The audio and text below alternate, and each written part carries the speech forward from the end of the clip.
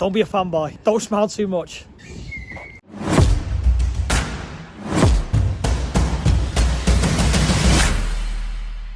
I told myself not be a fanboy, but you're going to see my genuine reaction because I haven't seen it yet.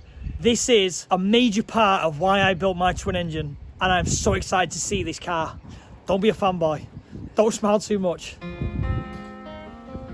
Yeah? Oh, no way. Wow. That does not disappoint. Let me spin this round.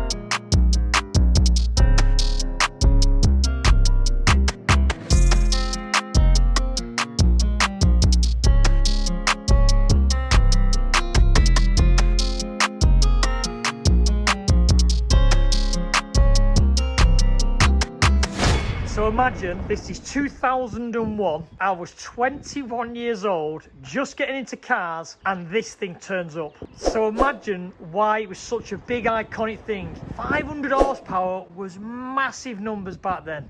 Obviously, front cover car. And what made them all stand out was the 0 to 60 times was mental on them at the time. It was beating everything. So this is why this thing and this thing has cost me a lot of money building my Corsa. I promised myself I wouldn't be a fanboy, but seeing this in person after all these years, I'm blown away.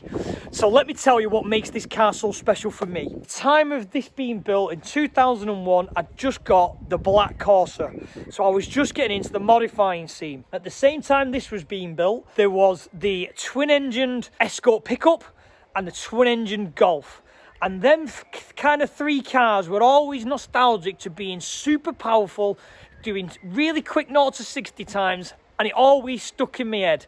And I always classed them three cars as the reason why I got addicted to twin engine cars. So introducing this car, this is a twin engined Renault 5. Beautiful build, and to say it's not been kind of restored, this is how it was finished. And the owner, Mark, bought it literally as the kind of around the car was finished, and he's had it ever since. Let's have a walk round and let me be 20-year-old again and smile and talk to Mark, the owner, about all the issues that these bloody twin engine cars have. So let's dive in and let's have a walk round. Before we dive into the engines, which obviously I'm excited to see how someone else has built a twin engine vehicle, we're going to have a walk round and have a focus on some of the little added points. Air vent. Obviously that's the direct air, which looks like it looks like it's a radiator. So this looks like it's on two separate water systems, and that's the air to cool the radiator. I would suspect, yep, looking over there is the intercooler. And the vent on that side will go to the intercooler. The twin exhaust on the rear, fantastic. Now I would think, yeah, now quick look in the back. It looks like the front engine exhaust comes in this way, into the box, and this exhaust comes into that way, into the box. And they both come out in the rear. And from behind, that looks superb. And as always with these twin engine builds, double trouble, because they're not the most reliable things, as we know.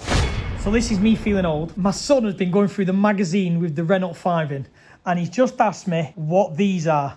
So anyone who knows, put it in the comments, because this makes me feel old. It never gets old, the fact of start one, you hear the exhaust note, and then all of a sudden you start the second one and you have the second exhaust note.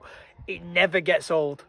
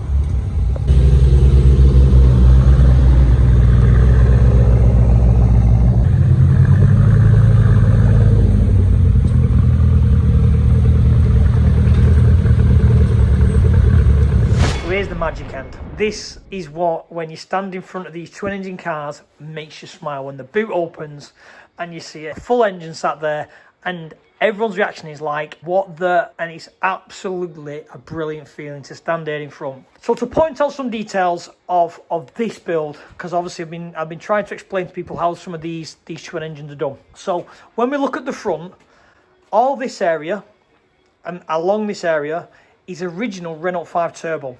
So what you would do, I've done differently because obviously I've tube chassied mine. So what people would do was they would cut the front end off the car of choice, weld it in the back, so then you'd have all your mounting points, all the areas to put your suspension, everything was literally mirror image because you'd welded it in situ. Even to the point of, which makes me smile on this one, is still has the original steering rack, and all he's done is literally tilted the UJ, welded it to a plate to stop the steering rack from moving. And this is obviously the subframe off the Renault 5, which goes along. Original mounting points. It's super interesting to see how everyone's done these in different ways, in different forms. And to look in here, it really brings back some nostalgia of when I used to look at the pictures of these twin engine cars, and now to be stood in front of it, it's mind-blowing. One of my friends used to be well, still is, he's a massive Renault 5 turbo owner, and I remember these being an absolute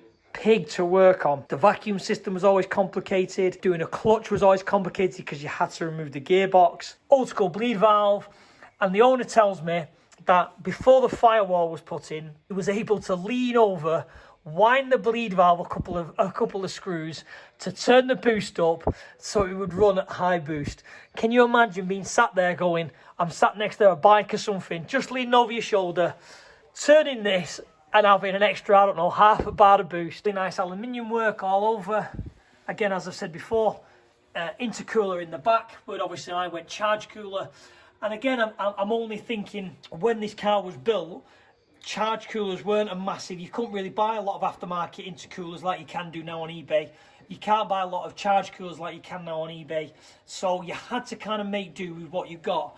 And that there is literally a replica factory intercooler off a Renault 5. Fuel tank, interesting place like mine, just behind the seats. And what is interesting, the owner has had to have this modified because you look there, that's the original screw cap. So you'd have to lean in, unscrew and lean in and fill the fuel up all the way in front of the engine. So now it's had this nice aluminium pipe made so it can be filled back here. Again, beautiful engine bay. And again, this was where at 20-year-old you'd stand there going, where the hell do all these vac pipes go and these other pipes go? Because they were just looked so intimidating. He's making me laugh and smile about how happy I am stood in front of this car, because it just brings back so many memories. As I said, like with my car, the clutch now is on twin cylinders. And what is interesting is when this car was originally built, the clutch was on twin cables. So if one would stretch, you couldn't get gears. And it was a common issue, the owner tells me, back in the day, was you'd pull up somewhere, the cables would stretch, and you couldn't get it in gear. So he's had it converted quite recently with the firewall to have twin cylinders, which makes it so much easier to drive. And that's kind of how the clutches work on these twin engine cars. 2 cylinders, 2 hydraulic clutches. Subaru vent, because obviously the vent was, everyone had a Subaru vent back in the day. It's still in really, really beautiful condition. For being built 20 odd years ago, to see it still going and still in this stunning condition is fantastic. And the owner tells me that this is going nowhere, it's never for sale, and he would rather leave it to sit here till he's 70 years old and make him smile when he walks out seeing it. And that's identical to how I feel about my car. If I won the lottery tomorrow, I would fully restore the twin to pristine condition, stick it in a glass box and leave it in the hallway. Oh, I never thought the day I'd be stood in front of some of these cars I've been able to film, especially this one, which brings back the nostalgia. For the shoot, he put a little bracket on there with a toilet roll on for anyone who got in. So what's interesting about this one, which is slightly different than mine, this one is only able to run twin engine at all times, where mine, you can run individual. beautiful in it. It doesn't have the old car smell. It's so nice. The brakes, 4-pot wheel woods with, I think, the Team Dynamics wheels. If you said to me he was going to put a brown tinge with an orange car, I would think it would have worked. But it really accents the full car itself. And what I've just noticed is the front engine is all red and the rear engine is all blue. The little contrast between the two. So now we've pulled outside, the paintwork and the finish on this is stunning. It pops as soon as it's in the sunlight. The orange, you know, comes out. It has not been restored. This is how it was 21 years ago. It's a credit to the owner that he appreciates the car as what it is and he's kept it in such a great condition. So I'm going to sign this one off. This has been well worth hounding Mark for months to come and see this. To go out in it after looking at the front cover of the magazine 20 years ago as the young boy in me, like I say, you can see on my face, the young boy in me is laughing. This is 100% usable to an engine car.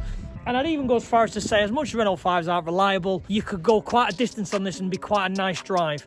As we were going around, it wasn't too loud. You could literally go for a nice potter in this and still have the power to put your foot down and enjoy it. This car is a credit to Mark, who has maintained it, looked after it, kept it in such a beautiful condition. And like I say, I'm chuffed that he's going to keep it here and look after it for the rest of the time.